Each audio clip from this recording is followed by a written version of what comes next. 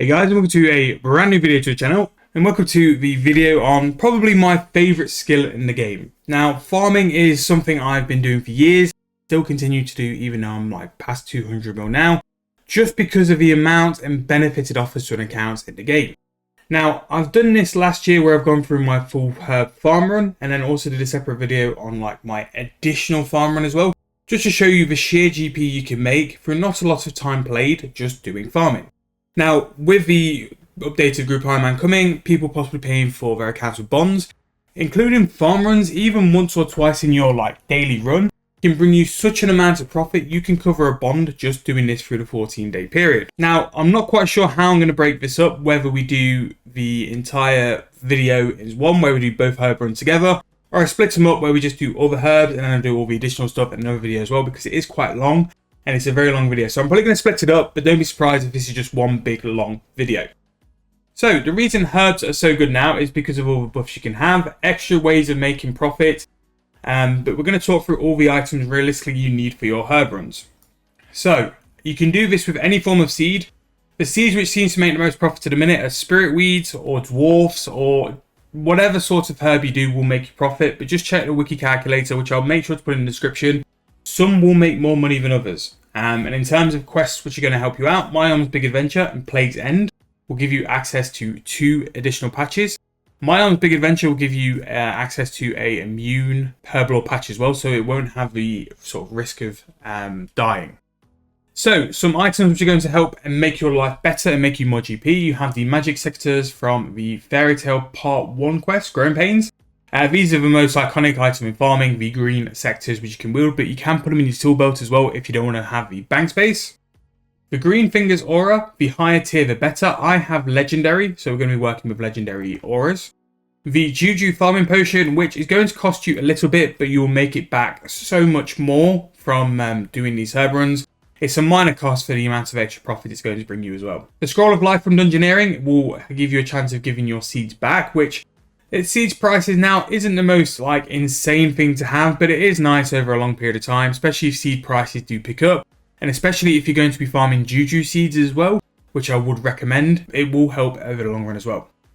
Farmer's outfit is really beneficial. If you have the Master's Farmer outfit, which is the invention outfit for farming, you are going to require level 80 invention, I think, to get it. But it's very much worthwhile. It is an amazing thing to have. It's got teleports, it's got all the other sort of stuff as well, which is a really nice bonus. Failing that, you can get the Farmer's outfit, which is available on a double XP from buying from the double XP store. Either way, make sure to get a farming outfit because it really will help you out.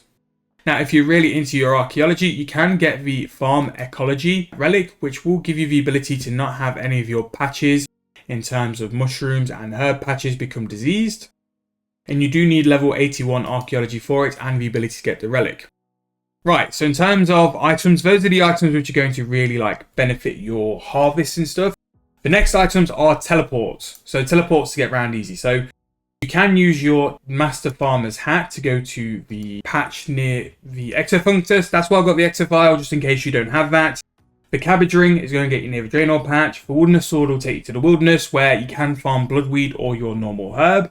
A Toon Crystal Teleport Seed to get to the one in Elf, and the Mystical Sand Seed to get to the one in the Desert. Other things as well, it's possibly the Ardonge Cloak 4 to get to Manor Farm, but the Lodestone is quite close, so don't really sort of think you need to get that one as well. It's not that deep. Trollheim Farm Teleport is really good to get direct to the patch. Failing that, if you don't have the Livid points, which I don't blame you because it is painful, you can use the Trollheim Teleport and just run across as well. Other items which are worthwhile having is you need your seeds. Ultra Compost, which again is going to be a little bit of an investment to start with, but you will earn it twice as much, if not even more, from doing your herbs as well. Now, one little item I'm going to have as well is kind of a bit of a cheat in terms of this. This is called the Dwarven Harvester. Now, you might have seen through promos or any form of like when items have been given out, Dwarven toolboxes can come into the game. And Dwarven tools are a very underrated item, which I don't think a lot of people understand just how OP they can be. So the Dwarven Harvester gives you double herbs every time you harvest. And it's not just herbs, it affects the grapevines as well. mushrooms. We'll find out with the part 2 what else it can do, but it can definitely do with herbs. Now, don't get me wrong, you do need to have the access to some dwarven tools. Now, I have plenty of dwarven tools in the bank from all the different yak tracks, promos, and stuff I've basically just not used the tools for. So that's why I use them for herbs, because it's a great way to make some extra profit. And if you are a big player of player-owned farms, which will be another video coming to my channel, I just need to spend the time talking through it because it's such an expansive thing to farming as well. In player-owned farms, there's kind of a reason herbs got pushed out a little bit. But what you can do with player-owned farms, you can buy potions which automatically respawn herbs, which is where people sort of really got into like camping herbs with use of player-owned farms. Now, what I'll do actually, just go and grab one from the bank. So it's this. So a Supreme Growth Potion Leafy, which you can also buy from the farmer's market. So if you look at the potions, again, once you sell your animals to other people, you get beans, and from beans you can then buy potions. So all these potions have their use, but for me, you can't really beat the Supreme Growth Potion Leafy, which is for the herbs, because it's just going to make you automatic profit, especially if a herb is up in price. That is the best way to make money with farming. If there's demand on a certain herb, and you can just sit here and camp your leafy potions, that's when you're going to make some serious profit. So what I'm going to do is just go and grab a couple of ultra composters, and basically what we're going to do is a little farm run, little talk along while we do the farm run as well. So when you get to your farm run, you want to get to your aura. We want our legendary green fingers, which is the first like legendary aura I ever got, and it's worth every single loyalty point I use because they are very, very good. Next, you see the dwarf harvester is the override animation here, and this is what's pulling the double herbs. Sometimes with the 120 farming cape, you can get the ability to get all of the herbs sort of harvested once. So if they come back and they come all noted, that's what's happened. The farming cape has done that. And because I've got the farming cape, I think they come cleaned as well. So mine are auto cleaned because of the benefit of the farming cape. Now you can use a patch bomb. I think that's what it's called, which is from Invention. And basically what it does is auto like loots it. And there you go. The cape perk has come in. We actually got an additional 78 herbs. Farming Potion got us 9 and the Aura's got us 5, which is a really good way. And because of the update in the desert with the Garden of Het, you can now put in more than 1 seed. Whereas before you only put 1 seed in, now you can put up to 10 seeds. To do this though, you need to get the points and unlock it in the store. Again, I've got a video, I'll link it. And what you basically get the points from is farming herbs. So even if you can only do one seed per patch, keep farming them herbs because that's what's going to get you the better rewards. As you can see here, from this herb, I've earned 400 Crux Favor. That is the token from the farming shop as well. So the more you farm herbs and the more you continue to farm herbs, the more sort of points you'll get anyway. We're going to go through all the teleports and stuff just so we can sort of display like where to go and where the patches are. But then after that, I'm going to use 7 Supreme Growth Potions because I don't think all these patches have Dwarf Weeds, and I kind of wanted to show the GP could make with Dwarf Weeds. So what I'll do, I'll just appear on each patch and just show you where the patch is. So from the cabbage port, you literally just go north. If you don't have the cabbage port, I'd probably suggest go to Draenor and then just walk your way like sort of west till you get to the cabbage patch and then come up north from there. So with the Mystical Sand Seed, it teleports you to the Garden of Het. And as you can see, this is where you go and basically do this new, I'm not sure it's a mini game, it's sort of like a thing you unlock. But you click this man with the absolute work click radius in the game. And this is where you do this as well. So if you haven't done it, make sure to go and start it, because as soon as you've done the tutorial, that's when you can start earning your Crux Favor. 25k is what you need to get to Plan Power 4, which is when you can do 10 per patch. It won't take overly long, especially if you're an avid sort of herb runner. You will pick up quite quick, especially the first sort of 2 to 3 unlocks. You'll unlock them pretty quick. So to Mauritania, again, if you was to use the exofail, you basically just run west. It's not too much for pain, but you do have a teleport on the Master Farming Hat or the Modified Farming Hat as well, which is pretty handy to be fair, because this is probably the one where you run the most. So the next one is the Trollheim Farm Patch. Again, you can use the Livid spell or basically just teleport to Trollheim and then run to the patch. The patch is marked, but again, My Arm's Big Adventure, definitely worth doing because the patch doesn't get diseased. And that's nice, the cake coming in nice and quick, and that's what we like. So one thing I've had from the old farming days is the Greater Runic Staff, which I think is a reward from Runespan. But basically, you can lock it with a certain spell. And I've always used Remote Farm. And what Remote Farm does is actually like, they've updated this since I've last looked at it, but it's actually really good. It shows you all your different herbs. So we've still got to go to Cafferby, which will finish that off. And then we've also got the Wilderness as well. But this has like everything. Like you can keep an eye on all your forms of, you can keep an eye on all the different sort of spots, but also if you need to know like spots where they are, you can keep an eye and find them from here as well. So if you're a very avid farmer, again, I probably don't do as much of the other stuff as I should. Really nice to have that as well. So we need to go to Cafferby, and then we'll teleport with the runes with the Wilderness Sword. We'll just need to top up on the farming, on the old farming juju.